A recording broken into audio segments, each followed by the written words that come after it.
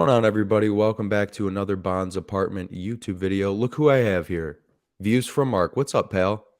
I'm all good. I didn't expect to wake up today, the day that we're recording to War in Europe. But hey, it's like a octopusy themed day. So yeah, Yeah, I'm all good though. Well, it is. It is. I've seen a lot of tweets in the past week or so where people are kind of comparing what's going on at the minute to that plot point in Octopussy, where they're in the war room, which also looks very much like Putin's war room, and he's hmm saying, "Oh, we can advance, we can take over Europe like this," and you think, "Nah, that's never going to happen." And then, shit, yeah, here we are. But yeah, yeah. but They, other than that, I'm good. Yeah, yeah, I'm yeah, good. yeah, yeah. It is Keeping it funny light. though. Yeah, now that we can, we can just keep going down this hole. So all the no, I have seen that like map with all the different ways. It's just like that is very unfortunately. Uh, it's just it's kind of surreal. It's kind you can't Yeah, believe that it's actually a thing. But yeah, so hopefully that doesn't last too long. But other than that, I'm glad that you're good and good. safe. I am. Oh yeah, no, fine here. Yeah, how are you? I'm good. How I'm you good. recovered after the happy hour? Yeah, that was awesome. Wasn't that awesome? It was good. It was. Yeah, it was. Yeah, I Uh, was nervous. I can't lie. Going into that kind of first kind of collaborative live stream because I've only done one other video, which was with David, yeah, but that was pre-recorded. But doing it all live is a new experience. But no, it yeah. was great fun. Great fun, Well, and I great gotta to meet all say, you guys. you too, you too. I mean, and obviously the turnaround for you and I doing this is not even 2 full days. I don't think day and True. a True. half. Yeah, about If that. that, like a day maybe.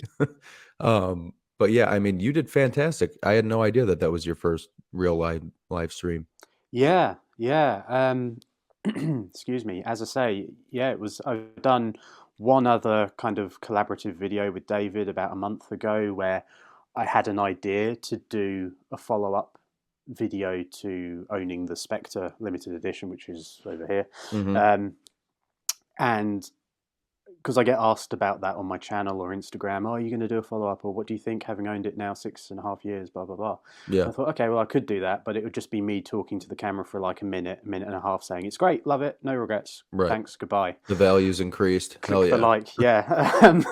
And I thought, okay, well, I'll reach out to David because I know he's got the watch, Mhm.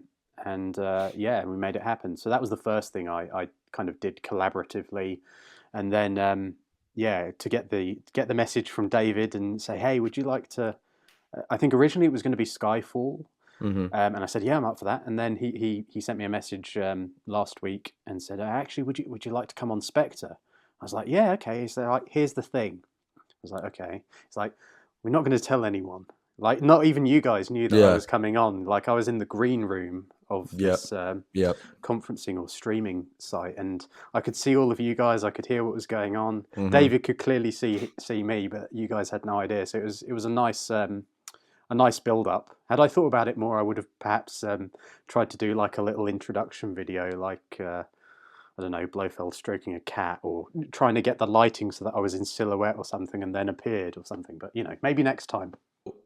I gotta ask you, when you were in the green room and I was like one of the first ones in there and he was talking about how there's somebody in there, could you hear what I was saying about who I Every thought it word, might be? And every word. I can't even I'm remember. It was sorry. just ridiculous. Who did I I'm say it sorry. was? I'm sorry. I wasn't David Batista. Yeah, that would have Um, been cool. that would have been cool. Sorry. That would have Sorry been to cool. disappoint. Um, I just but what you know what though? I'm not gonna lie, and this is like it's a very backhanded comment. okay. But, he's worked and interviewed, worked with and interviewed so many actual stars of the film and this and that, that I was kinda like, if he brings on somebody, like, from this film, Yeah. my whole demeanor is gonna change, and I don't think anybody like, it'll just shock the shit out of people, and they'll just be like, I mean, obviously not Dave Bautista, but even, like, the costume designer, Yeah. Sort then of I like would would be have like, "I been love it. cool. Yeah. I love it. Yeah. Yeah. I love it." And then when I It would saw have it just was been a you, I was like, gush "This is fest. awesome." Yeah, Yeah. I just would have been like, "Oh, yeah, yeah, yeah, You nailed yeah." it. The Yeah. Yeah. matchless jacket that I don't have and would be afraid to wear all the time, I have 2, and they're great, and you're great, and thank you. But I was very, very pleasantly surprised that it was you. That was fun. Thank you. Well, as I say, it was a real pleasure to get the message from David, and then to be invited on, and to just be in such great company of people that I've seen on YouTube or Instagram, posting such great content yourself, and Yeah. everyone else, Kyle and Matt. So I it was like being amongst kind of Bond community royalty. Oh, thanks, buddy. Even though you Americans don't have royalty, I but wish. I wish we did. you Sometimes I do. you guys kind of fill that space, I think. So Yeah. Well, I am American, but I was born in Canada. And in a yeah. sense, Okay. our royalty is your royalty. So there Okay. is that. Well, we have a Um, connection then. That we do. We we do. do. But now, I mean, not to get political again, but Trudeau's embarrassing that country as well Okay. as we Fair speak. enough. So, okay. Your first ever collaborative video was with David. How did you Yes. land that? Because that is incredible. Yeah. I suppose I punched high, didn't I? Really, for my Yeah. first I mean, first clearly collab. you're doing something right. Well, I hope so. I mean, it kind of goes back, as I say, it was the kind of retrospective looking back at the time of the video, 6.5 years of owning the Spectre Mhm. limited edition, and um, it was like the unboxing video that I did for that was my first ever video on YouTube that I posted. It was back in the day I didn't have even a tripod that could hold my phone, so it was all handheld. It was very Right. messy, but I recorded this video one day. I think it was like a Thursday or a Friday at the end of September 2015. The film hadn't even come out yet, and yeah, so I did that video, and then I thought, okay, well, if I'm going to do a look back at the past 6.5 years, as I say, I could just do one where I just say, yeah, it's great, it's gone up in value, I still love it, have no regrets, Yeah. give the video a thumbs up, hope you've enjoyed it, see you next time. Mhm. But I did want to have that kind of conversation and dialogue with someone who I know owns the watch as well. Yeah. And I thought, who better than Mr. Zaritsky, Right. knowing he owned the watch, and again, my first kind of introduction to his channel really was after I'd posted my video. YouTube and its algorithms and its the elves that work in the computer kind of suggest videos, and Loved I him. saw there was an I do sometimes when they're promoting my video, if they're not, Right. I'm Right. not so fond of them, but seeing his video come up in the suggestions of similar kind of content, that's when I first got my introduction to his channel, Oh, okay. and I've been watching since. So I thought, okay, well, I looked at his channel page, and on there, obviously, there's a way to get in contact with him if you've got questions or inquiries. So I thought I'll shoot him an email, and we'd kind of been, the odd message back and forth on Instagram as Right. well. Okay. We followed each other, so Good. I did say to him, oh, I've got an idea for a video. I'm going to send you an email in the next week or so. So he knew it was coming, I think. And then, yeah, reached out to him, sent him an email. Response came back saying, yeah, when are you thinking? And I was like, oh, okay. Yeah, it's happening then. That's great. So Yeah. it was literally, it was quite quick. It was very, David's, as you know, I mean, I know everyone who kind of engages with him or shoot something with him, everyone says the same thing of how giving he is of his time, and Yeah. how great Yeah. and supportive he is, and he really has been. I mean, even after we filmed that, he's kind of sent me some messages and introduced me to people, and said, oh, he'd be great for your channel, and okay, that's great, thanks. Yeah. So I'm building up a list of kind of people that I'd love to get on my show, yourself included, Oh, obviously. thank you. We'll do it right I, now. I I will just need to. shut this shit down. Don't do that. Let's give your viewers some more Yeah. eye candy that is Some us. content. And No, yeah, so sorry, go ahead. Yeah. I mean, that's really how it came about. It was very quick. He was fully supportive, really great. Yeah. Not doing a collaborative video before, I didn't really know how long it would take, how long would I need for filming. So I kind of went back to him and said, maybe the recording itself will be 20 minutes long. So if we set aside, say, 45 minutes just so we can have a chat beforehand, do the recording, and that's it. Yeah. I think in the end it was close to an hour of his time. So, Yeah. it did run over, but at no point did I feel like he was like, Looking at the clock. Yeah. come Yeah. on, come on, let's wrap this up. But he was Just great. So, yeah, wait. That I know. starts at no. Okay. But no, he Yeah. was great. Yeah. He's the best thing about when you work with David, aside from everything you just said, because that's all very true, is, and when he watches this, he might think this is kind of like, I don't know, another yet backhanded compliment, but um he can talk about anything Bond. The smallest Bond thing he can talk about for hours.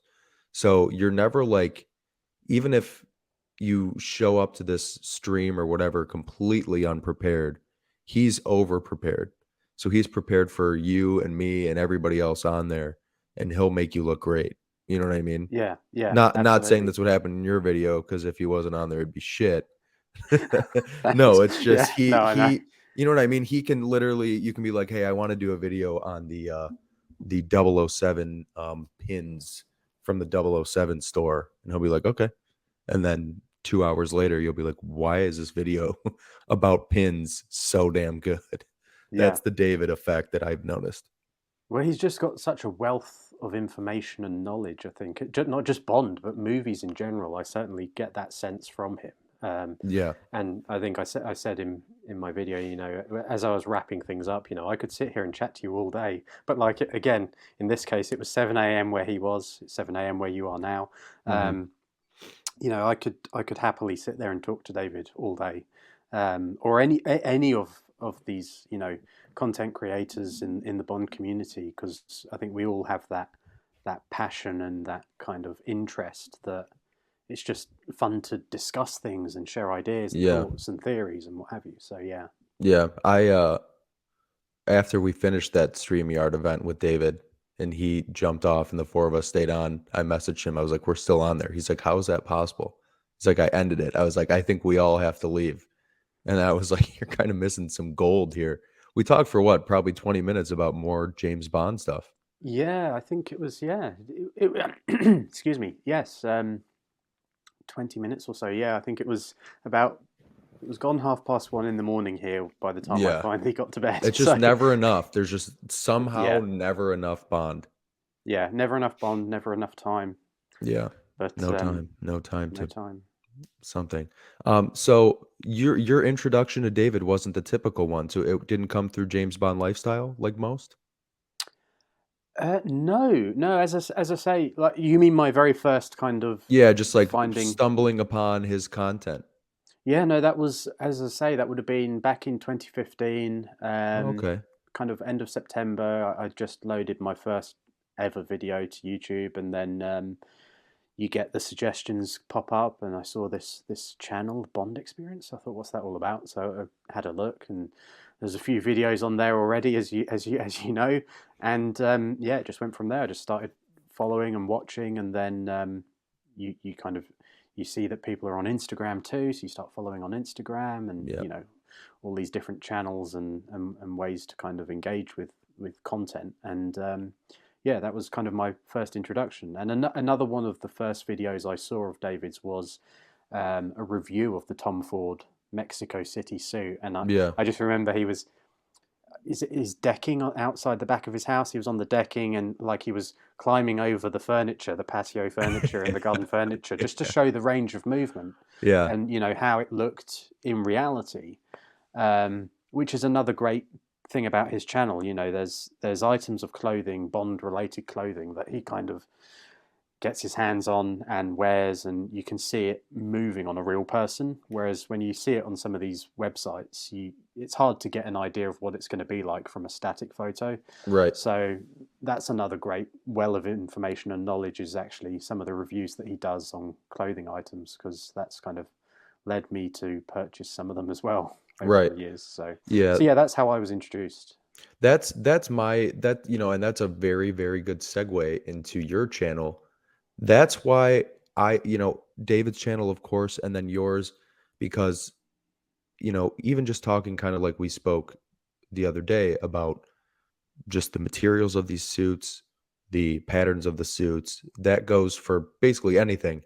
the dial on the watch, different things that you may not be able to see on film, or you'd Mm, like some, it's different too. I had somebody reach out to me asking me for pictures of one of the watches I had, and they were like, just the pictures online just don't do it justice.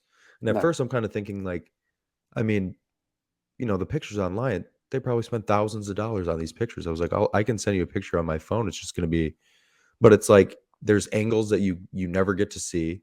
That he's probably thinking like, well, what's the strap look like? What's the buckle look like? Yeah. Is it like a clasp, or is it just a buckle? Is it this, that? And then it's like with your unboxing videos, I could literally watch a 15-minute video on a lot of these items because, I mean, for starters, not that I live in like, farm country over here, but NPeel and brands like that, even Orla Bar Brown, they're not just around the corner. No. So the best I can do is watch a David video or one of your videos and really get a feel for this item and then make a decision from there. Do people reach out to you telling you that your videos have basically forced them to buy one of these items? Yes, and I would say, I mean, that's great to hear. First off, Is it the I'm pleased. wife reaching out pissed at you, or is it the No, the actual yeah, purchaser? it's not. I think it's definitely the purchaser. It's not like an angry wife or Yeah. girlfriend kind of putting some kind of contract out on me. Luckily, yet. Um, but no, I've had a few messages from people, definitely about actually like the Spectre Watch or even the No Time to Die. People that have been umming and ahhing and thinking, should I, shouldn't I, or that haven't been quite sure about it, and then, as I say, I've had either a comment on the video or a message come through saying, "Oh, I finally got mine. I watched your video, or I've watched it a couple of times, and it was great. And yeah, it made me push the button Yeah. and take the plunge." And that's really, I mean, it's really great to hear that people can, like David's videos have done for me on some of the clothing items that I've ended up getting over the past few years. Yeah. It's nice to know that if it helps someone along that process of going to buy one of these items or these watches or whatever it may be, it's nice if it can help someone. Then happy days. I'm all for that. Yeah. And by the way, I will hasten to say I'm not on commission from Amiga, so or anything like that. So it is completely impartial and everything. If I didn't like something, I would say, but yeah, it's all good and it's great if it helps people. Yeah. One of the first videos of yours I actually discovered was the Connolly Gabino review. And I was Yes. like, yeah, these are the things I need to see because this Mm. is something that, and we said it the other day, and I'll say it probably forever. There's things that Bond looks fantastic in, which is pretty much everything, even a Oh clown yeah. suit. Kyle Oh will yeah. vouch for that. Yeah. But it's without being able to go try it on, it's difficult to see how you're gonna look in it, and even at the same time, trying it on sometimes doesn't do it justice, No. because like you said with David's video, like, you can try it on in the store. How many times do you go to a store thinking, "Okay, if I buy this jacket, I'm gonna wear these pants, this shirt. So today I'm gonna wear these pants and this shirt and try it on full outfit." You just don't do that. So seeing videos like yours where you're getting an in-depth review of material and fit and everything about it, those are by far my favorite. Believe it or not, I have some huge unboxing video thing. I don't know what it is, but I love watching them. Well, that's great, and I mean that was a purchase again I didn't intend to make. It Yeah. was literally only I was in London, and I wasn't sure where the Connolly store was, to be honest. I'd never been there, Yeah. and I was going past or down Savile Row, well-known tailoring street, Mhm. and just off of Savile Row is the Connolly store. So I went in just to have a look and see, what items they had from the film, or see what they were all about. And I have to say, as soon as I got in there, obviously this was well, it's over a year ago now. So we were kind of in the second lockdown here in the UK. So you were masked up. Only so many people could go into a store at a time. But the staff in there, and for the life of me, I can't remember the guy's name. It's gone from my memory at the minute. Let's call him But he Phil. was Phil. It's Phil. It wasn't Phil, but he was absolutely incredible. Like the level of customer service, and that's something I'm sure we'll talk about at some point in terms of the Bond brands. But Yeah. the service that he gave and the advice, trying the jacket on. Obviously, it's unlike anything I own. Yeah. Straight right off the bat, it's unlike anything I own. And I was trying it on, and there were elements I wasn't sure about, like with the sleeves. I don't know if you've noticed they feel quite baggy Yes. sometimes, and to try that on for the first time and have it really baggy, I was like, I'm not sure about this. Mm-hmm. And then, long story short, I ended up, of course, they got their hooks into me, and I'm so pleased that they did, and I bought that jacket, and like it was my staple go-to jacket. If I was going out for the day down to London, I would grab that out of the cupboard and pair it with a Henley shirt, like I had the rag and bone long sleeved Henley, Yep. because spring was still a bit chilly, and it just works perfectly. And it's not, with all of these kind of items, it's, you have to look at them outside of the context of the film, Mm-hmm. I think, because it's mixing and matching, as we said on the stream. It's not about cosplay. I don't Yeah. want to get that jacket and only wear that correct shirt with it, and the Of trousers course. or the pants, I think, as they're referred to in the Yeah. States, Yeah. and the shoes and that. It's not about that. I want something that's a good all rounder.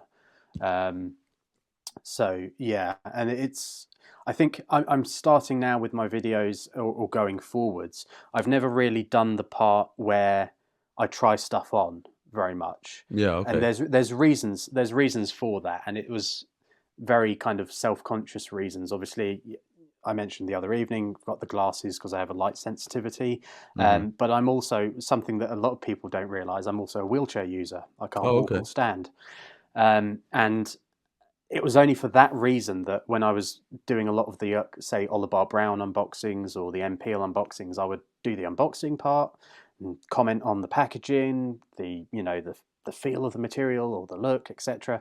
But I wouldn't actually do the trying on part and then show it off, because it's a bit strange if you're sat down, you can't get the full effect sometimes. Right. But that's something that, after seeing Bond 00XL's video, where he's coming at it from a perspective of someone who's got a larger build, Yeah. can still get these items and look great and feel confident. I thought, well, why shouldn't I do that? So I have started 100%. slowly to try and do that, Yeah. Good. and show off what it looks like worn as well. So Yeah. So watch the now space. what your mission should be, I mean, for starters, I absolutely think you should do that. I mean, that would be something I think nobody's seen, and you could really inspire a lot of people. And then in the meantime, you can also set out to obliterate Will's video and just try to make it so much better. I have no intention of trying to. No, I would never Will's try and. video was very, very good. It's brilliant. Yeah, He's a no, great guy. he absolutely is. Yeah, Yeah. I've not had the pleasure yet to talk to him like this yet, but Mhm. hopefully one day we can get something arranged, a collaboration video. Well, I And have a it's surprise guest for you. do you waiting in the shadows? Um, it's great to see that kind of content coming now as well from people with a different perspective on some of these items, and Yeah. that's what kind of it's kind of spurred me to try and include that a bit more now, I think, in my videos going forward. So Yeah, I yeah, like that, because the thing is, a lot of people, David, even myself, Will, technically, with his video, a lot of people do, in a sense, an unboxing, but yeah, most of the time it's not a true unboxing, like literally from, FedEx package to full, you know what I mean, full yeah, review. yeah, And the way you do it, I'm serious, I love, but adding that element to that kind of personal touch, something that you might be, hesitant about, I'm telling you, I really think will not only inspire people, but I'm sure it'll be freeing. I mean, even when I started my Instagram account, it was completely incognito. Just didn't even put my name on there, nothing. And it was Yeah, more so I didn't want, people in my life to really, I mean, not, I shouldn't say it like that. Like, of course, my fiance knew I was doing it and she was very supportive. But at first, I didn't tell like closest friends, didn't tell my family. I was like, people are just going to think this is, I don't know, geeky or something. I don't know. And then yeah, eventually I just posted like a big picture of my face with like this is who I am, blah, blah, blah. And then kind of the same with eventually getting into YouTube. I mean, I had been doing my Instagram account for probably over a year before I decided to do the YouTube thing. And then even a long time ago, before Blunt Instruments started, I had posted a story on my Instagram account saying, "Should I do a podcast or a YouTube?" And the overwhelming response was YouTube. And I was like, "No, fuck that. Podcast it is." But like, and I'm talking like 80-20. And I was like, "Nope, wow. nope, sorry, nope. There's enough of that, and nobody wants to see me." But eventually I did it, and I love doing it.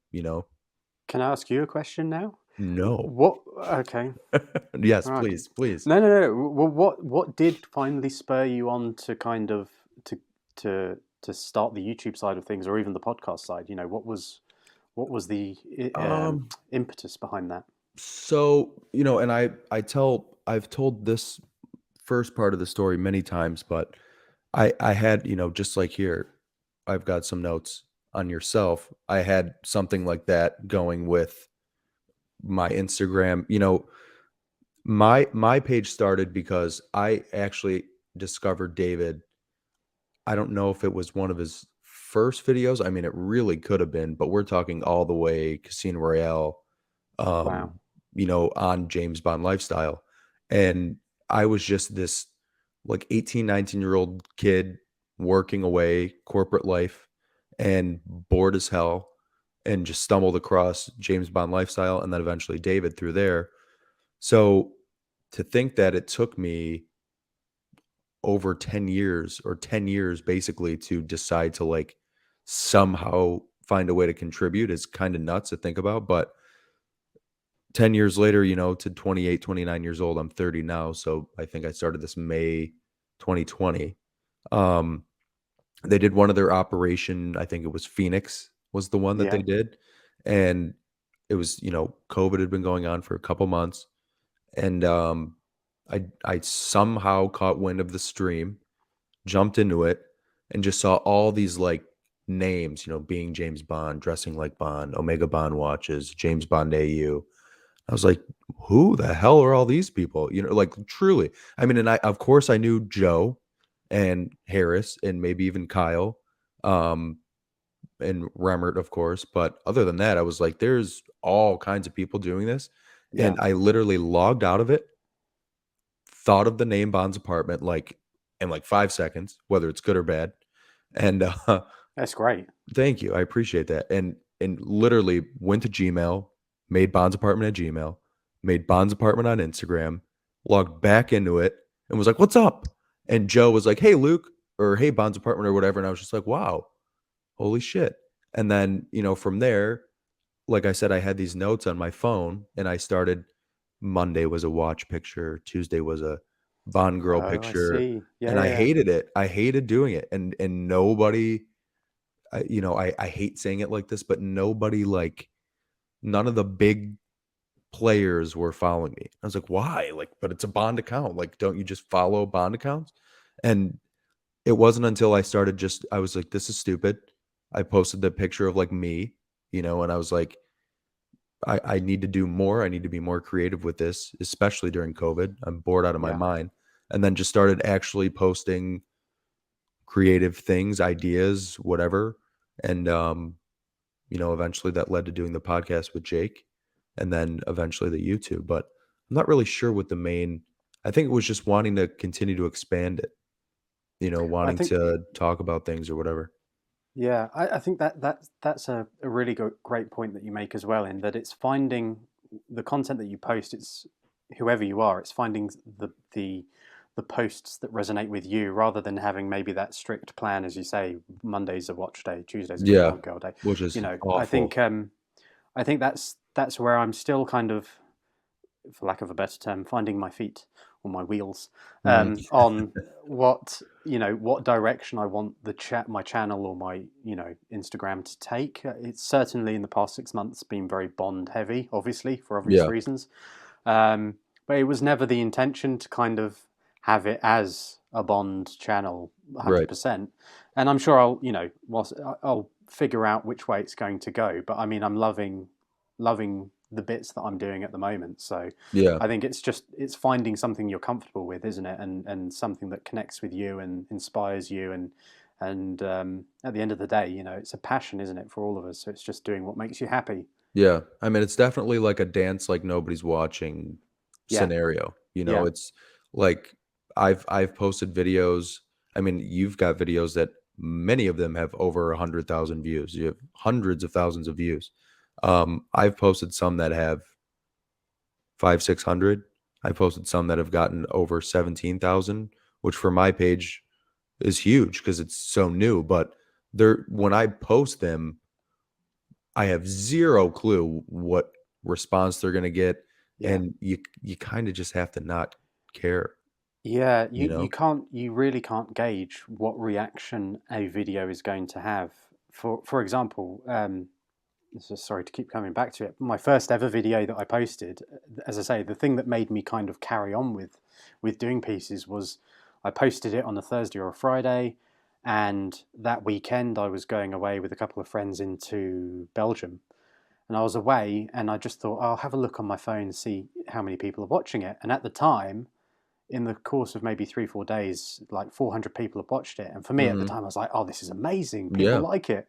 yeah, Now, today, as things sit, it's over 500,000 views, and that blows my mind. I yeah, can't understand. It's like, why? I don't. What's the magic ingredient? And I've still not identified it because, as you say, some videos I've done have had 150,000 views or whatever, but it's not the views. Not that the views don't matter. Of course they matter, but yeah, it's you're wanting to capture whatever that X factor is in that video that makes it resonate with people, so that clearly people enjoy watching it. So yeah, you want to recreate that lightning in a bottle, yeah. and that's always the challenge I find.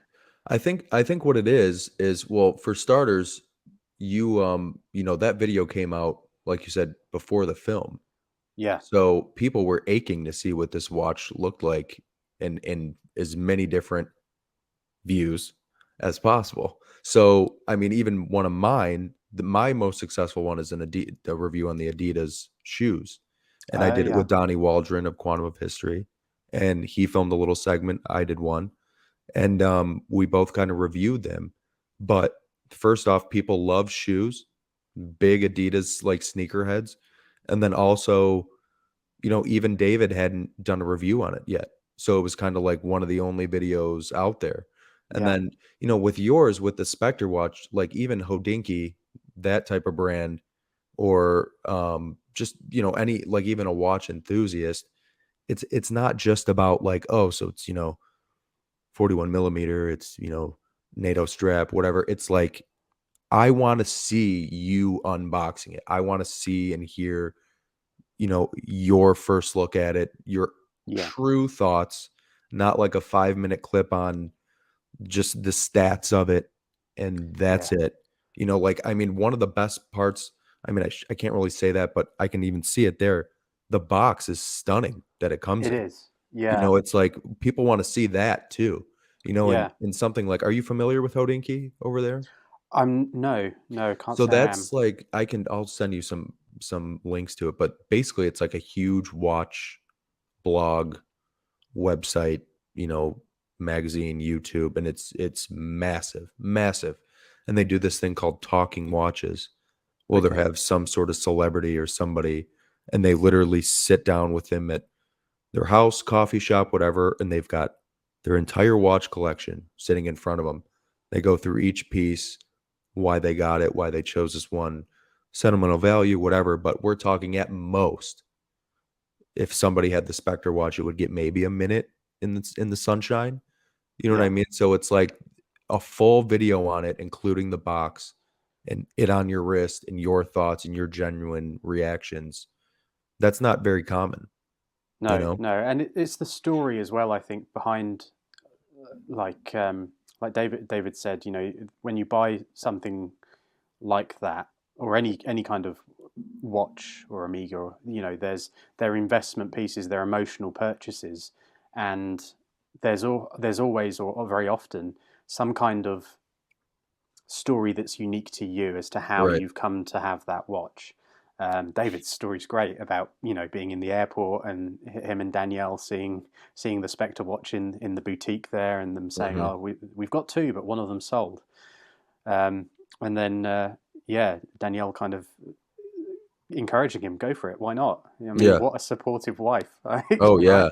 I mean, amazing. So, you know, it's all those kind of things you build. Sounds silly to have an emotional attachment to a physical object like that, but it is, you know, Oh, the yeah, things of that course. memories are made of. And Yeah. I think that's something I try to capture in my videos. If I'm ordering something I'm particularly excited about and I'm unboxing it, hopefully that comes across on camera or on the voiceover part. But it's all genuine. As you know, if I'm opening something up for the first time, I'll give my honest and full reaction to it. If something has been sent to me by a brand, and that's only ever happened once, I add, Mhm. but in those instances, I will always kind of caveat any video by saying, "Look, I have been sent this. This isn't something I've purchased. So, whilst that is the case, my view and my opinion is still going to be the same." And Yeah. I think that's important to kind of try Very. and keep that. Yeah. So, when it comes to your Spectre watch, just kinda give a quick recap. What is your personal story with that watch? So, my personal story with that watch is, I mean, it's not as exciting as David's, I've got to say, but for anyone who doesn't know, the Spectre Watch was a limited edition piece. So there Mhm. was only 7,007, so 007, um, versions, Sneaky. not versions, but it was a limited number to 7,007. And I had my best friend kind of sent me an email in, say, July, August time, when the first promotional photos of the watch were released by Amiga, and I hadn't Mhm. even heard about it. He sent me an email with the article, and I saw it, and I thought, that looks so cool. Yeah. And I thought, 7,007 pieces. I wonder if I could email Amiga and secure the limited edition number that corresponds to the year of my birth. So in my Oh, case, okay. it would be limited edition number 1986. Um, so I emailed Amiga out in Switzerland, and they were lovely. They got back to me and they said, "What we'll do is we'll have someone from the London Regent Street store boutique get in contact with you to see if we can make this possible." So I was like, "Great." And then it was a couple of weeks delay, and I heard from them, and they said, "Unfortunately, that number has already sold." Ugh. So I was like, "Oh, okay, fair enough." But here's a list of numbers that we do have, and they were all really low numbers, like sub 500. Oh, okay. So sub 500 out of 7,007 was quite good, or Yeah. quite rare. So I kind of gravitated to the number 393 because it was kind of, I don't know why, but I thought, oh, it's the same backwards as it is forward. That's cool. Mhm, mhm. And that was literally the reason. I said, if you can put that aside for me, I'll come down this weekend to have a look at it. They did, and yeah, I went down to London, and you know, it's that classic tale. As soon as you get in there, you're bitten by it. As soon as you see it in person, and you try it on, and you're wearing it, and you're thinking, how can you not? You know, how Yeah. can you possibly now just leave the store empty-handed? So it's not as exciting a story, but to me, it's that equal level of emotion behind it, in that it was my first ever 100% fully fledged Bond watch. Yeah. And it was, I think that it stood the test of time. I mean, it sold out so quickly, Yep. like 3 months, and it was sold out. And it's the value. I don't buy things for value increasing, but the value increased again within 3 months. It had doubled in value, and it's just stayed there. Yeah. So I do consider myself incredibly fortunate. You know, at the time I had disposable income, I could afford to buy that watch, or even the No Time to Die. You know, back then I had the disposable income to do so. So um, they're not light purchases. You know, you do give them a lot of thought, no matter how much of a fan you are. Obviously, it is a lot of money, Right. but I've no regrets. No regrets. I like that story. It's Thank unique you. to you. It's a good story. It's a very good story. I mean, that's that I like hearing things about that in that regard when it is something such as the watch and something that pricey, Yeah, it kind of brings like a more human element to something like that. And like I don't mean to take a jab at Rolex like they'd ever be watching, but I feel like a lot of times when you hear a story like about someone buying the Rolex, you're like, well, the Submariner is like the most popular watch, so I bought one. It's just kind of yeah. like, something about Omega, even just in general, it seems like every time somebody buys one, there's a good story behind it. Well, yeah. I mean, you know, it's I looking back to say my childhood. You know, first Bond films that I properly watched, I think at the cinema would have been GoldenEye, Hmm. and that was the first introduction to Amiga watches. And I remember every watch This from the bad films boy. after that bad boy. Yeah, Yeah. you know, the Seamaster Professional. As soon as I saw that on the screen, and you know, it was the return of it being a gadget watch with the laser and spoiler alert. You know, all all these all these Amigas that you know you saw in the Pierce films, and I just thought they were just so beautiful, lovely, and I always wanted to own one. That was like Yeah, one of my life ambitions, was to own an me Amiga too. or to get the Seamaster Professional. And it wasn't until uh, October 2014 when I just started, or I'd not long started a new job, and I had the disposable income to be able to go and to actually get one. Okay, good. That's, you know, so it took me many years before I got, and I always remember getting that first Amiga, you know, Yeah, but it's like with everyone says about Rolexes and the Submariner, and I think, okay, yeah, they're lovely watches, but they don't connect with me. And right, to be, I wouldn't say no to owning an Amiga. Don't get me wrong, but I lean more to Rolexes rather. right. I wouldn't say no to owning a Rolex, but for me, it's Amiga just has obviously the Bond connection, but in terms of their design, you look across their watch range, they just look and feel a bit of a younger person's brand. Mhm. Um, I look at the Rolexes, and or if I hear someone saying they have a Rolex, I tend to think of like my parents' friends, that kind of older generation having a Yeah. Rolex, and you know, um, rightly or wrongly, that's just how it kind of sits in my head. But that's why I kind of I'm an Amiga man. Yeah, no, that's very, very well said, and I agree completely. It's just, I have a similar thing. I saw GoldenEye when I was a kid, and that got me not only into Bond and Omega, but just watches, period. I mean, a Yeah. true obsession started. I mean, I had printed out pictures of this watch and taped it to my wrist. You know what I Wow. mean? And then I remember another story I've told a million times, but I just said to my dad one day, I was like, I want to watch. I I want it kind of to look like this. I think my first ever watch was a Fossil, and I'm pretty Right. sure it was a Okay. woman's watch because I was like 8, Okay. and he was like, "Just, like, go, like, wash my car, wash your mom's car, and I'll take you to get one." And I was always, like, kind of I always wanted to, like, be, like my dad, like, cut the lawn and do all these things, so it wasn't like some neighbor drove by and there was just, like, this little itty bitty kid, just, like, manual labor, child labor, Being but, put to I was work. like, it wasn't like my first time. I was always helping him wash the cars or whatever in the driveway.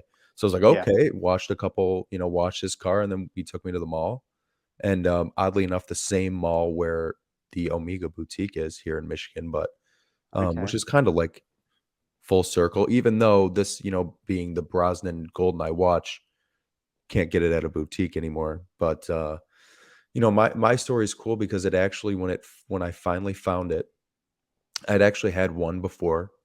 Right. Um, I had ordered it from Crown and Caliber, and it was in mint condition. Um, Showed up in the mail, and then the relationship I was in at the time, she was like, absolutely not. So I sent it back, and then fast forward a couple years later, with my fantastic fiance, she was like, "You need this watch." She's like, "You look at it every like." I mean, I'd be sitting on the couch, staring at it, picture after picture after picture.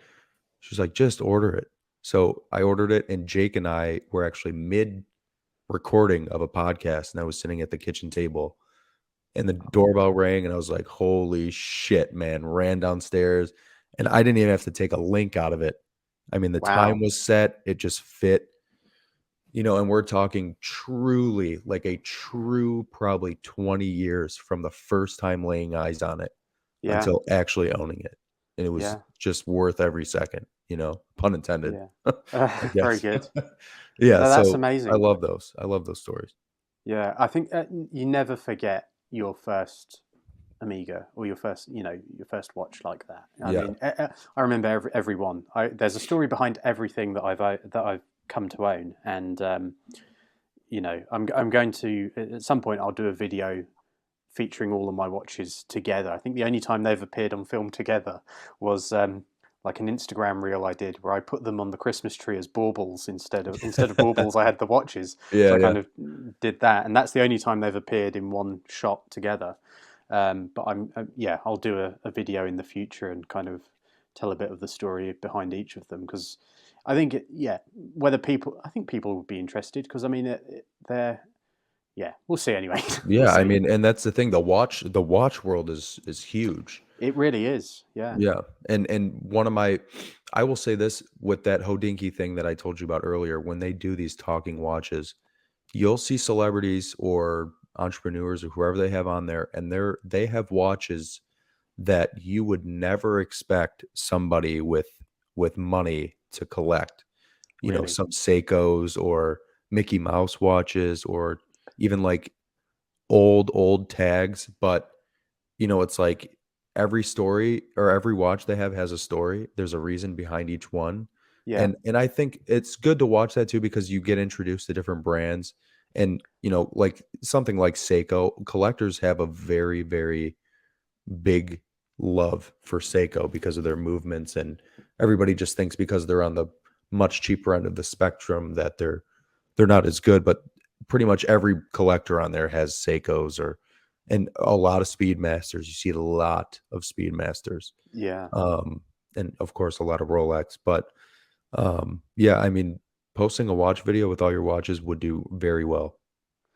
I'd hope so, but I mean that's one thing I noticed. I'm still navigating the world of some of the comments, shall we say, that you can get on videos or that people leave. Because I remember Yeah. like the first Spectre Watch video, there was at the time there was loads of people saying X, Y, and Z about the movement, or it's not blah blah blah blah blah. I'm just like, I don't care. Yeah. I don't care. Or people saying, "Oh, this is going to tank. It will lose half its value in Yeah. when the film comes out." Blah blah blah. And it's like they.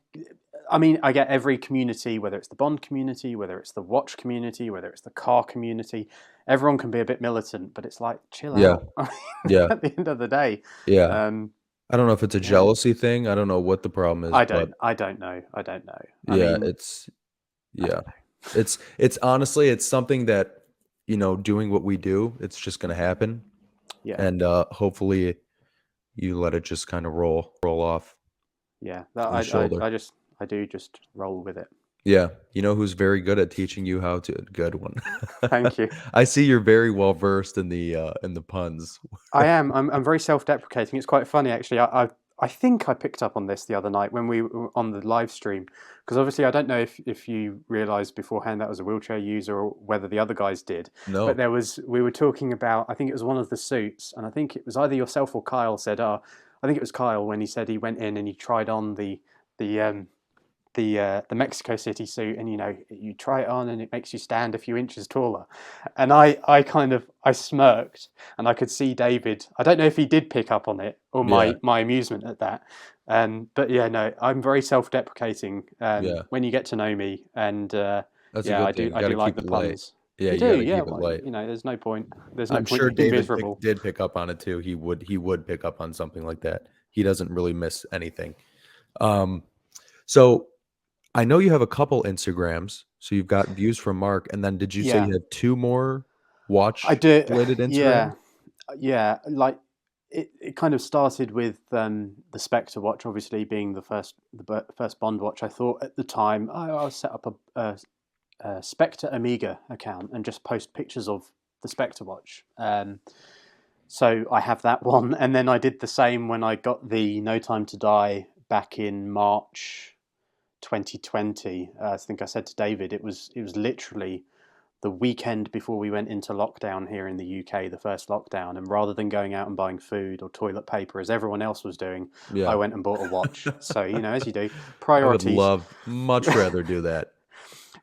Yeah, so I started an Instagram account for that as well, but it all kind of basically comes under the umbrella of views from Mark, and that's where I'm going to try and pivot things to be more views from Mark orientated. I'm not going to close the other ones down; they'll keep rumbling in the background, but for like main content and day to day Yeah. stuff, it's views from Mark. Yeah. Ironically, though, that both of those accounts have just over 500 followers each, which I'm pleased with. Some might Yeah. say that's a low number, but I'm pleased with that. But they've got more followers than my main account, the views from Mark one. So that's why I'm trying Oh, to that's gonna change. That's gonna pivot change very things. quickly. Because Hope once you hope come on so. my channel, Oh well, you can't hide. You just get um, flooded talk, with the fans. talking with one of the big kahunas now. So Yeah, yeah, yeah, there we go. yes. As you can see here in my I lazy can. boy. I love that poster that's behind you. By the way, the Oh, silhouette, thank you, the thank Quantum you. of Solace So this teaser. poster, we used to have a movie rental store here called Blockbuster. I'm sure you've heard of. And We had Blockbuster was in the UK. Yeah, was loved it? Blockbuster. Yeah, Yeah, Blockbuster absolutely. was. Oh my God! Don't even get me started. Um, but they towards the end of their tenure, Mm, um, they started making these posters, and they're actually like made of some sort of like they're not wood. Let's be real, right. but it's like Like a similar. canvas, maybe. No, I mean, it feels like a wood, but I think it's like kind of, I can't remember what they call it, but it's like all kinds of different things blended into, one. But it's like, you know what I mean? Okay. So Yeah, yeah, yeah. they had like a whole line of these, and I've actually got one with all the Michael Jackson albums on it over here. Yeah. Not Okay. that I'm a huge fan, but it's the same size as this, so I just bought it. Even as like a 15, 16-year-old decorating my room, I was like, I want the posters to be like a movie theater, same size, Yeah. same everything. So I've got this one, that one, I've got one of The Hangover, but it's Okay. horizontal, and Okay. then one of The Dark Knight. So these Good posters, choices. oh yeah. And I just got lucky because they only sold them at Blockbuster, and I just love the uniformity of it. They're all the black frame, same literally material, and I'm just pissed because now I keep scouring the internet for more, and they just don't exist. Even the Dark Knight one, when it showed up, I think it was on eBay or something. It was like Blockbuster, blah blah blah, same thing, but it's just a little smaller. It's like a Right. couple inches shorter on, vertically and horizontally. But the fact that they had a Bond one, I mean, this thing is, I love it because like it doesn't scratch. There's no plastic face to it. There's no, Yeah. And like with poster. yeah, when you get movie posters framed, I mean, I've got a poster tubes and poster tubes filled with movie posters I need to get framed. But Yeah, when you do get stuff framed, you can, unless you're getting the poster mounted to some kind of board, it right. can, it's not crease, but it kind of, you Like get that wrinkle a little. Yeah, wrinkle a little. yeah. So to not have that must be, yeah, pretty cool as Oh, well. it's hopefully one day you'll make the trip over here and you could see it because it's truly unlike anything I've ever seen. Because Wow. it's got to be like printed onto. Of course, I can't think of the name of the material, but it's. I mean, it's kind of like coarse. Okay. It's There's weird. texture to it. Yeah. Oh, it's really weird. But I mean, like this feels like cement. Not purposely, I can tell you that much, but it feels like cement. But yeah, so I want to ask you too, Go mentioning for it. what's behind me, your little setup there. I'm I love I this is another affinity I have with things. I love people's like office setups, and yours is tops, my friend. So what do we got Well, going on behind there aside from the Spectre Watch? well, this is I actually only kind of set this up for the first time for the Oh, live keep stream, it, really. keep it.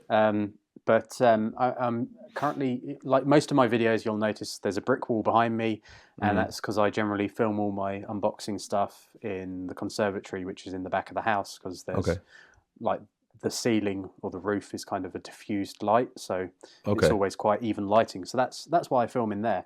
But when I was doing the video with David before a month ago, I had some items out on the table, and I thought, oh, this is okay. But when we came to film the live stream, I thought, well, it's going to be pitch black outside, so the light won't be great in there. So right. I thought I'll come into the living room. I've got shelves, and I'll put some books and stuff up. So I've mixed it up a bit since the live stream, and we've got some No Time to Die pieces as well. But these are just kind of I've still got on the side here some of the like the Amiga Lifetime. This was Yep, the first one that came I've out got a with few right down here. Yeah. the Spectre Watch. I've got. I actually picked this up for free. I didn't. I was at a photography and film show, basically a trade show, camera Yeah. operators and things like that, a few years back. And there was one of the charities, which was like if you're working in the film industry or the television arts, if you're injured, the charity will support you. Oh, okay. And it was the CTBF. I can't remember what that stands for, but anyway, they were the charity that the premiere of Spectre was sponsoring, or the money Yeah. from the royal premiere was going to this charity. So Okay. at this show, they had bags full of these royal premiere programs, Oh, and nice. you could just go and pick one up, take one. So I, not knowing its value or that it was from the premiere, I picked Right. this up. So this is number 1820. But so I've got that. That's really cool. And to see these on eBay now is ridiculous, Yeah. like a couple of $100 at least. Very So nice. it's just a basic. It's a basic display. It's nowhere near, and I don't think it ever would be or could be the level of display that Mr. Zaritsky's got going on, because Right. that is just like phenomenal. But it's a start. So yeah, Yeah. It some looks No Time to good. Die Inspector stuff. Yeah. Thank you. Is Craig your Bond? Um, I would say Pierce Brosnan is my Bond. He's the one Nice. that I grew up in the sense of not. I'm not saying favourites, but in terms of my first Bond cinema experience was Pierce Brosnan. So that's Yeah. Me kind too. of what got me hooked. Me hooked in that sense. But my Bond kind of appreciation goes back way further than before um, Pierce. I can remember in the early '90s over here in the UK, if we have like a bank holiday Monday, which is like a public holiday, and you always have, schools would be closed on the Monday, and they would always play one of two films on one of two films on the television. It was either going to be Superman, one of the Superman films, or Hmm. a Bond film. And Yeah. I always remember watching the Bond films, whether it was That's cool. Roger Moore or Timothy Dalton, who I think was like the precursor to Craig in a lot of ways, Yeah. like a Yeah. more serious tone. But I'd say, yeah, for me, growing up, my first real connection, cinematic connection, would be Piers, definitely. Okay. So I always like to ask this, what is your first real, intro to Bond? I mean, obviously living over there, it's not as obscure as it is here, but was there anything really definitive? I think, as I say, like having those bank holiday Mondays, or even on a Sunday afternoon before or after the Grand Prix was on TV, you'd have a Bond film come on TV, and it Okay. would be, um, you know, one of the either one of the Roger Moore films or the Timothy Daltons that would be on TV, and that was kind of my first, seeing the silliness that was Yeah. in the Roger Moore films. You can kind of watch that as a kid and think, oh, this is a spy film, but it's silly at the same time. Right. Um, so I remember that I loved seeing for the first time A View to a Kill, Yeah. and I know a lot of people. Obviously, Roger was getting on a bit in that Yep. film, Yep. Yep. but I think as a film, it stands up in terms of the storyline really well. And Christopher Walken, I mean, how can you not love I know. Christopher Walken as a villain? Yep. Going full Walken. Yeah. It's That should be, that the needs to be only deemed a term. the only thing that Full was missing walking. from full Walken. The only thing missing from that is his like Pulp Fiction kind of Yeah. it's your daddy's watch. Um, but so watching that, and I loved as well The Living Daylights. For me, I have Yeah. really strong memory as a kid watching The Living Daylights and that whole chase in the V8 going onto the ice with the gadgets coming out, and you're thinking, oh my god, Yeah. it's That is just a good one. incredible. So yeah, it goes back a long, long way, but it's more kind of movies in general. Like for me, it's quite. I'm I'm hugely interested in like the making of and the behind the scenes features and things like this. Yep. I love when I was growing up, I wanted to kind of work in special effects, like visual effects, the kind of stuff that Chris Corbold is doing now, where they kind of engineer, they have an idea and they think, well, how can we do that? We'll build something to do it, or you know, doing all this kind of stuff. So I always used to watch as well on TV. Generally, before a Bond film would come on, you'd have like Hollywood's greatest stunts or some kind of behind the scenes look at some film that was being made, and I Okay. always found it really interesting. Um, and there was always great content from the Bond films when it came to making ofs and that Yeah. behind the scenes look. Not so much now, by all accounts, with like No Time to Die. That sounds like it's lacking a bit. I've not bought the Blu-ray yet for that because the special features seemed a bit lacking, and I'm hoping that they'll bring out a 60th anniversary version of the whole set, and there'll Yeah. be maybe some more stuff in that. But Yeah. I yeah, could it see goes them back a doing long that. way. That's interesting too. I'm also, I wanted to act for a long time, and not like a theater thing, like in film. And Okay. when they kind of started doing that here in Michigan, that there was like a tax break they were offering, so they started filming a lot here. Like a lot of the Transformers stuff, Batman vs Superman was filmed here. There's all kinds of stuff. I was able to be like an extra in a lot of these films, but it wasn't so much extra like you would think in LA, where it's just kind of like literally somebody just bored doing it. It was, you kind of had to be vetted and be part of an Oh wow. agency. It was a little more selective out here. And the Yeah. first one I ever did was 3 days long. It was a movie called Another Happy Day, and it's Okay. like Demi Moore, Ezra Miller. I mean, and at the time, we're talking 10 years ago, 2000, more than that, like 2010. So, Wow. like Demi Moore, Ezra Miller, Ellen Barkin, Thomas Hayden Church. Demi was still with Ashton at the time. So he showed up on set in Michigan wearing Wow. all denim. I was like, this guy looks like an idiot. And in a Chicago Bears hat, as always. Um, who else was in there? There was somebody else. Kate Bosworth was in there too. And it was like an Okay. independent film. And of course, I can't think of the director's name, but he just directed that film that Zendaya and Denzel Washington's son is in. It's like all black and white. It probably came Oh. out the last couple years. I can't think of what that one's called. Um, No, I was when you said black and white, I was just thinking to Kenneth Branagh's film, but it's not. It won't be that one. no, no, no. And as we're speaking, I'm gonna look it up. But it was just to see all these, you know, I mean, there was very, very big stars in that film, people I had grown up watching, and then obviously Ezra Miller's The Flash now, and this Malcolm and Marie, it's called. Malcolm and Marie. Okay. Yeah, that came out and it got like some Oscar buzz or whatever. But it's Sam Levinson, Okay. Barry Levinson's son, I believe. That's who his father is Barry Levinson. Um, but yeah, it was just like it was so surreal. And the thing is, it was like maybe 20 minutes from my house and um out in kind of like this weird suburb. and they had all these obscure signs to get you to set, 'cause so people Yeah. didn't know what was going on, and then just this huge production on some random person's, like, compound, Yeah. and they were filming this wedding scene. It all centers around, like, a wedding weekend. I don't think the film's very good, um, but I was on it for 3 days, and I played a waiter. I was a featured extra. I played a waiter, and at one point, Demi Moore, it's like an outdoor wedding. So she gets up to do this speech and she's like blackout drunk and starts doing this speech and she's crying and she's laughing.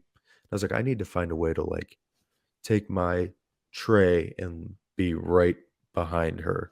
So I did that.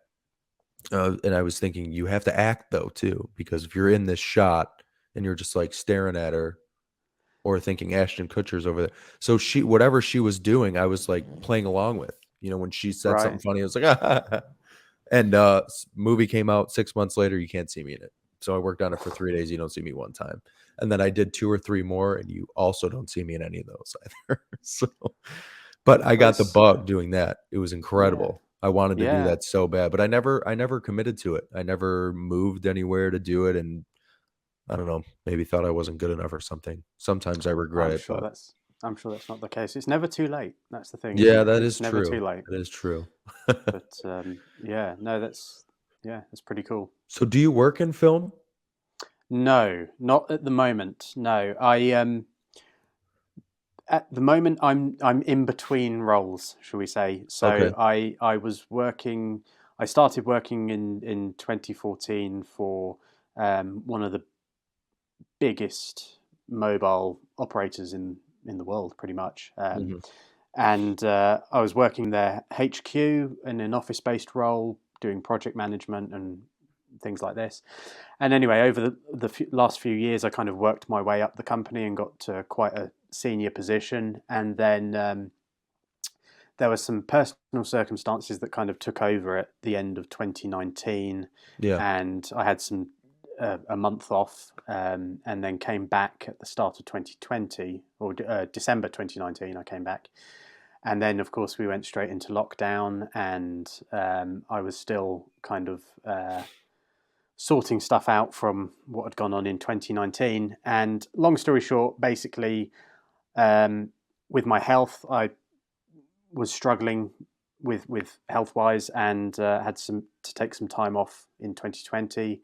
And in the end, there was an opportunity to have an exit deal from the company, and Okay. I thought my happiness and my health is more important, so I took Yeah. that. And so I've not been working for a while now. I've just kind of been taking time out, and that's why I've kind of last few months been doing a bit more on the YouTube side of things, and Yeah. seeing where that goes. But no, the goal is going back to my roots, which is kind of photography and film. So that will be Okay. the goal eventually, is to get back into that field. So it's all creative based. What would you like to do ultimately if you could do anything for your If I next could, my dream job would be one day to do like behind the scenes photos on a Bond film or any kind of film, but a like a Bond film Greg obviously for Williams type like thing? a Greg Williams. Yeah, Yeah. exactly. I mean that's been like a dream for like years and years and years and years. But you have to. I suppose you have to have the body of work behind you and know the right people Yeah. to even get a look in on something like that. But I think, as I say, I was in a corporate environment before, which it served its purpose for the time I was there.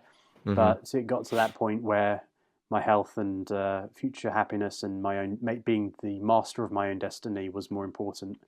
So I had to kind of take that into account. But yeah, making I've done film work before where I was doing documentary films, some Okay. music videos, things like this, um, kind of content that was educational based around weapons crime here in the UK, which Oh, is always okay. a fun subject. Yeah, yeah. Um, but whether I would go back to doing that kind of stuff or not, I'm not sure. But I kind of planned originally at the end of 2020, when I took that exit deal, I knew with COVID that for the next year and a half or so, up to where we are now, I pretty much predicted it was going to be as it is. So I just kind of planned to take the time out and kind of, you know, let things pass by and focus on myself a bit more. Yeah, So good. Good for you. Yeah, you deserve yeah, that. Um, would you rather do something more photography based or videography based? a mix of both, to be honest. I love and enjoy both elements. Yeah, because the production value on your YouTube is fantastic. Well, thank you. I mean, a reason I had to kind of stop doing the photography and film stuff before was again health based, and I kind of got rid of the majority of the equipment that I had at the time, purely because I couldn't obviously carry all this heavy equipment and lighting Right. around with me, and the rate that technology updates and everything. I thought, well, I'll get rid of it then, so I did. So I'm slowly building that back up again now, and. Uh, yeah, so it's surprising how much actual gear you need, even to film something simple as Yes. a YouTube video. You know, Yes. it really would surprise people. But I always try and remember. I think it was Cubby Broccoli. I'm sure I saw an interview where they were talking about Cubby Broccoli and their approach to making the Bond films, and that was if you're spending money on something or you're spending money on a film, that needs to be translated and seen on screen. So every penny you spend must be seen on screen in some way, whether it's production value, acting, sets, whatever. Right. So that's what I'm trying to carry across into YouTube, and hopefully it'll only get better as we move Yeah. forward. That's a good point. I mean, I was thinking of that when I first started the YouTube channel. It was my phone and this tripod camera light, and then it was a lavalier, then it Yeah, was a MacBook, and then it yeah, was what else? And then it was like the Rode Go wireless lavalier. You got one sitting there somewhere? yeah. Well, yeah. These bad boys. Yes, yes, Yeah, yes. It was basically a lot of love suggestions them. from David and a Yeah. lot of eye rolls from my fiance and a lot of fine. But yeah, I mean, holy shit, man. And I can only imagine on an actual scale. I mean, I Oh trust me, yeah. I've looked into some cameras and things like that and absurd, It it absurd how much it these things cost. Yeah, it can be insane. I mean, I shoot the majority of my videos on Canon Mark 5D Mark III, which I got 10 years ago. Actually, now it's 10 years old, and it's still a great photography camera. Yeah, I can still shoot photos on that all day long. For video side of things, it's still a good camera. It's still all right. It does just about what I need it to. But the one thing that it misses, which didn't even exist at the time when that camera came out, was 4K. the ability to, well, 4K, Yeah. but also autofocus. Oh, Whereas wow, now okay. the modern cameras, they have dual pixel autofocus. So a DSLR now, with Yep. all the new range of Canons that have come out, they'll focus and you don't need to worry. So when I film my unboxings, I generally have my laptop set up as my second monitor. So I can check focus on this, and I can click on the mouse and it will focus on my face. And then I just, as long as I'm not moving back or forwards too much, then I'll stay in focus. So Right. you just kind of not close your eyes and hope for the best, but you just have to hope for the best. So that's the next kind of bit that I will be looking to upgrade is the camera, and go from there. Yeah, but it Yeah. takes time and money. Oh, yeah, yeah, like I said, absolutely absurd. Um, with your YouTube channel, what do you feel like you wanna kinda branch into next if you were to start, kinda adding more, layers to it? Because you obviously did just do that video with David, which was fantastic, and, Thank you. it kind of a difficult, person to follow up with, It because it's is. David, so It's what David. Yeah. what's your it's next idea? Um, I'm working through a few ideas at the moment, but I would love to do some more collaborative pieces. I just need to kind of flesh out the ideas a bit more. There's a few companies that I want to reach out to as well, Mhm. or some that a couple that I reached out to before Christmas, and whilst I had initial responses from them, I've not heard from them since. So whether that's kind of got lost in their inbox or whatnot, I don't Yeah. know. But they seemed really keen at the time, so I need to follow up on that. Um, you know, I kind of go with the flow and see which direction the wind is going to take me. But Yeah. definitely some more collaborative pieces, having yourself on as a guest, and Anytime. role reversal, quizzing you Yeah. about some Yeah. things. I'd love to get on Bond 00XL. It would be great to have a chat with him.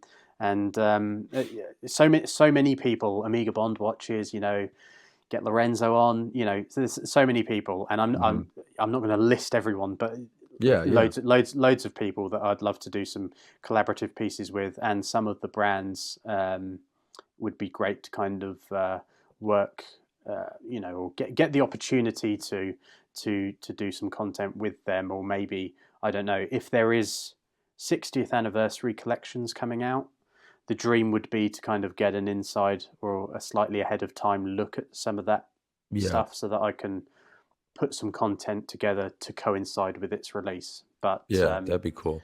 I'm sure there's going to be channels. I'm sure David will have connections that might know more than I do Yeah. about that kind of stuff. But that would be the dream. That would be good. But I as would I look said, forward to that. Yeah. earlier, I'm not 100% sure on the direction the channel will go, but it will be interesting to see. And so I'm enjoying it at the minute, and that's the main thing for me. Yeah. As long as I'm It's enjoying okay it, if I'll it's keep ever doing it. changing too.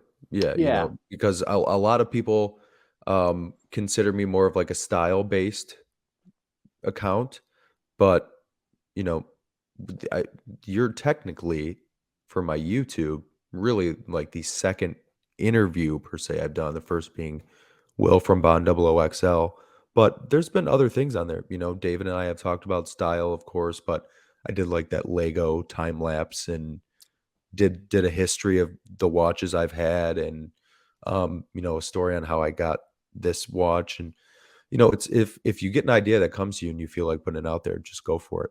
You yeah, know, absolutely. and I'll Yeah, promote the shit out of it and then it'll get so many views. Just thank you. so many you won't know what to do with all 18 of those views that I Wow. get Well, you. every view counts. Every view That's counts. true. I That's it's true.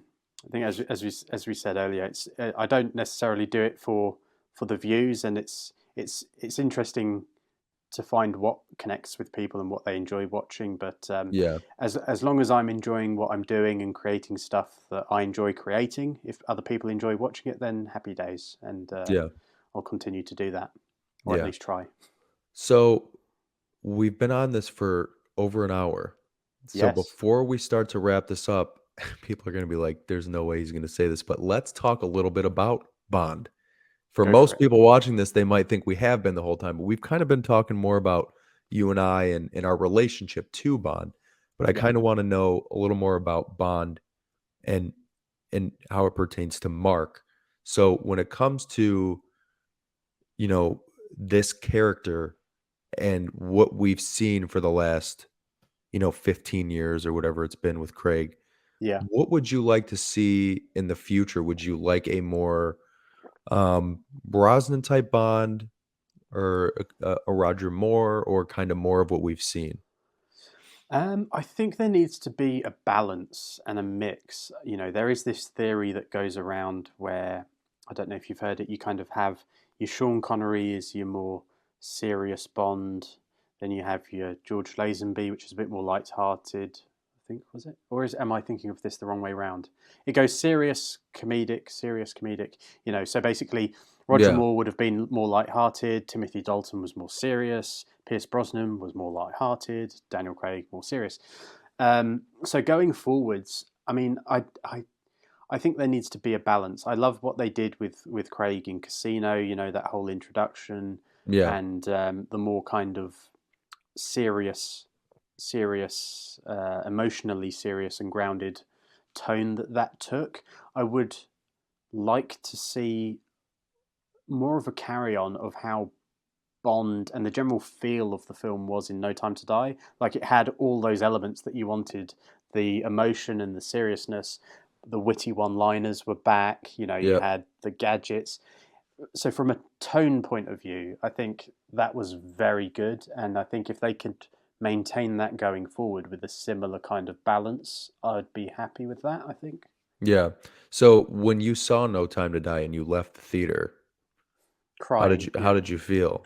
Crying Uh, from emotion or crying from no, no, I wasn't literally crying. The yeah. first time I saw it, I was just in shock. I did. I will admit that I went to that press screening and sitting there by myself. I don't know if it was like just melancholy because I was one of like 8 people in there seeing it and just kind of like depressed all around. I don't know if it was just the ending, but I flat out was in tears. Yeah.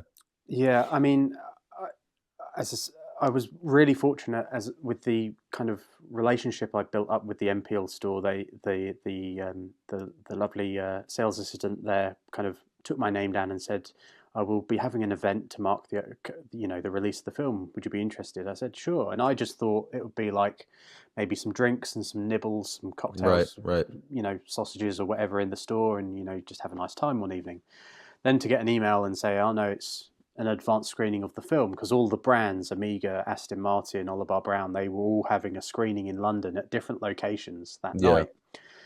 So I went to that, and everyone went in with the same kind of upbeat expectations Optimism, and yeah. the optimism. And we'd been waiting for it was longer than the pandemic. I mean, don't forget, Bond, No Time to Die wasn't delayed just because of the pandemic. It was delayed when Danny Boyle left the project, and Right. then they were scrambling around to find a new director, and then delay after delay after delay. So there was high expectations, and I did an interview for Blair Ballard of the Bon Vivant. I don't know if you've Mhm. seen his Yep, yep. channel rather. I was in the bar at the screening, and I thought I recognised this guy, and I couldn't put my finger on it where I knew him from. And I saw that he was recording stuff. And anyway, we got talking and um, did an interview both before the film and after. And before, you can see I was really optimistic, really up for it, really I gotta game. find this. I gotta And then you come out of the screening, and I've had to have a few more glasses of Bollinger, which was on tap, luckily, at the Yes, yes. screening. Yeah. And I think, like everyone, I just came out really depressed. Yeah. I Yeah. really did. My friend who I took with me, I kind of turned to him and I said, "Dare I ask what you think?" He's like, "I'm pissed off." Yeah. I was just like, yeah, I don't know what to think. I mean, yeah, I was depressed. The mood was really low as people came out of that screening, and Yeah. I think David summed it up. You come out of a Bond film, and it really is like that. I can remember doing this as a kid after coming out of GoldenEye or Tomorrow Never Dies or The World Is Not Enough. You come out of seeing a Bond film, and you do. I mean, at the time I was up on my feet and walking, but you do have that swagger to you. Even as a kid, you have that swagger to you. You feel like you could run through a wall like Right. Craig did in Casino Royale. Right. That's how you want to Yeah, feel. literally, yeah. Literally, you want to come out feeling like that, and there was none of that with No Time to Die. Yeah, I think, I think what bothered me most was, and this might be the first time vocalizing it. I think maybe kind of what you just said, I may have had an epiphany, but I think leaving Bond films, you kind of want to feel like a kid, Yeah, especially if you started watching them as a kid, like you and I did. yeah, You want to just be like giddy, and it was just it truly felt like I went through a breakup, and I told that to my fiance, and it was just like the same like pit in your stomach, because it's the end of Craig. It was the ending of the film. It was some rumors I had heard of different endings and what those might have been, and thinking they chose this one, which I didn't even think was a thing. It was just utter shock and yeah, depression, and yeah, it lasted probably like 3 days too. yeah. My fiance would be saying, she'd be like, "What do you want for dinner?" I'm like, "You just don't get it." I can't even tell you because I want you to see it, but you just don't get it. I don't want to eat. Who are No, you? What is life? yeah. She's just like, "You're an idiot." That real kind of profound effect that it had. Yeah, no, I Yeah, get that, and I mean, yeah, it's. I don't know. I don't know where they go from here. Um, yeah. I've got a wish list, obviously, but I Total, don't know where probably they go. total reboot, right? It's just got to be, I, and somebody said it the other day. I don't know if it was on the stream we did, but it's just got to be, Bond is Bond. no origin story thing. Just he's already a badass Bond picking up in the middle of some, like basically like everybody else Yeah, well, I before mean, Craig. what the feeling that I got when Felix and Bond were talking in No Time to Die was that there's clearly a lot of history here that we haven't seen. You know, they've clearly done missions together somewhere in the timeline. Right. So maybe they just go back and try and do some bits that kind of fit in along the timeline as it is. But I don't think to go back and do a complete reboot in the sense of an origin story again, and that far back. To have just done Casino relatively recently, the last actor to do Casino as the Right. origin story. Um, yeah, I don't know. I don't Yeah, know. and I We're all really don't looking think for you can answers. top it. That's the other No, scary thing. I don't think you no, can top the Casino Royale as an origin story, or no, and just you couldn't really as a remake it. film. Yeah, No, and you couldn't no, remake it or do it no. justice. And Yeah, it doesn't. I don't think there's any Bond film that kind of requires a remake or yeah, yeah, justifies a remake. Maybe some of them, perhaps you could argue, deserve a erasing from history, but none yes, that would yes, that need a complete remake. yeah. So we'll do this so I think this is a good place to wrap up for our last question. Go What for it. would you say is the Bond film that you think will always stand the test of time? And if you could erase one and eradicate, like Rami Malek would say, from history, what would it be? So let's start with the first one. And I'm not saying what is your favorite because that's the No, typical. I want to know which one do you think, you know, obviously there's some that are over 6 years old now or close to 6 years old. Um, those included, which one do you think will always be your go-to film if you had to sit and show somebody 20 years from now, this is James Bond at its best, what would it be? oh, that's a really tough question. Really tough question. What's the one that's going to stand the test of time?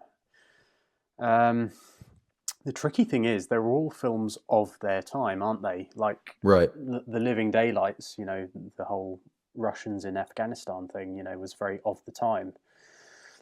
We kind of gloss over that Bond And was sometimes teaming up with. they seem to predict the future sometimes They too. do, they do. Well, yeah. I I don't know mean, like with how. yeah. The one that will stand the test of time, I think, will probably be Casino Royale Yeah. because it's not political. It's I mean, there's some political elements in the sense of Le Chiffre is a banker that helps fund terrorists, and that's always going to be around. So Right. that, unfortunately, that's always going to be around. Um, so I think Casino will probably remain timeless to a large part. I think, I agree. and it's a solid film.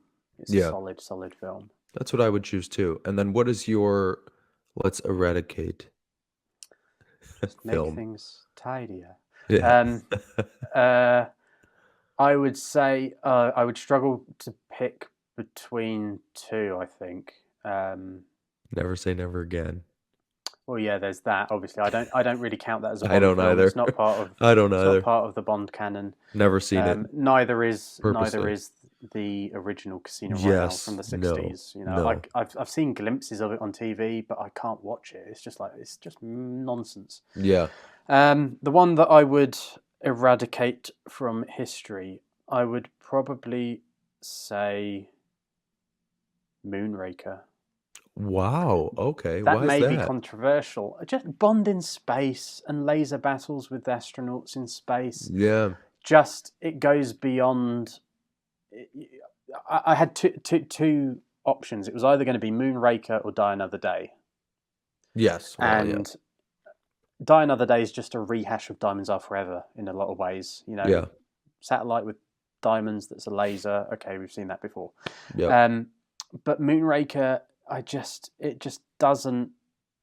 It, the, the film overall as a story just doesn't resonate with me, and the threat doesn't resonate with me. Like you're supposed to believe someone's built a space station unbeknown to everyone else in the world, and is going to populate that like a bus with the shuttles that are like buses, with all the astronauts Yeah. sat in a row. Yep. and then laser battles, and no, it just doesn't. There's, as with every Bond film, there's parts of action or dialogue or costumes or whatever that you think, oh yeah, take that out, take that out, take that out, and you've got a great film. But Right. overall, it just doesn't work for me. I And I don't know that's mind that choice. controversial. No, I don't mind that choice, and I don't mind it over Die Another Day too because of our ages. It'd be like erasing part of our childhood, Yeah, and because even with Die Another Day, there's pieces of that.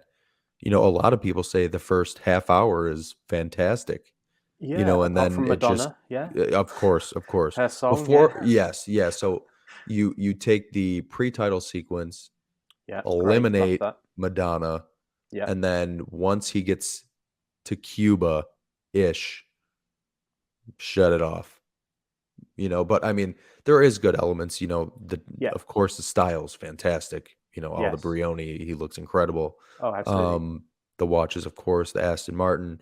I mean, I don't even hate the Jag, the T-Bird you can get rid of, I don't understand, but that was because Ford owned Jag and Aston Martin at the time and Land Rover, so they got kind of their way with that, but That's yeah. something I would erase from Casino. Is that pretty much shot for shot advert for that Ford that he drives as soon Yeah, as the he lands in the Mondeo, Bahamas? yeah. The Mondeo, that was Yeah. it.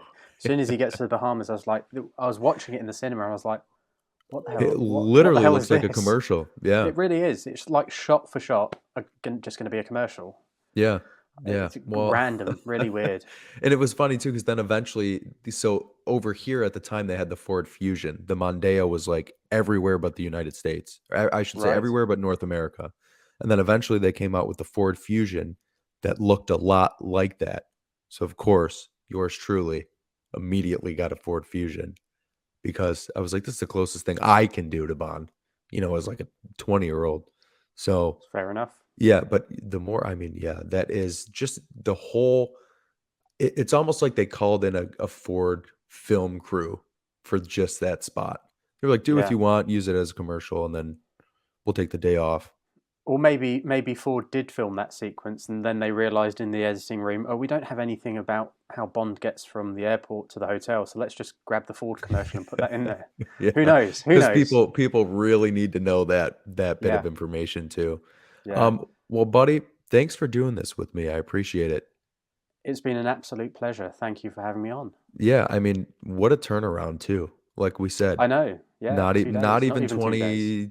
20. How 48, many hours? 48 hours, not Yeah, even 48. we're probably, like, around the 40-hour mark with Yeah. this turnaround, so thank you for being so flexible with time, thank you for being available for me, and, everybody, this is Views from Mark, and then people watching, obviously, I'll put his info in the comments below, but, just let people know where they can find you on social media. I was going to say lurking in the shadows, but social media. Okay.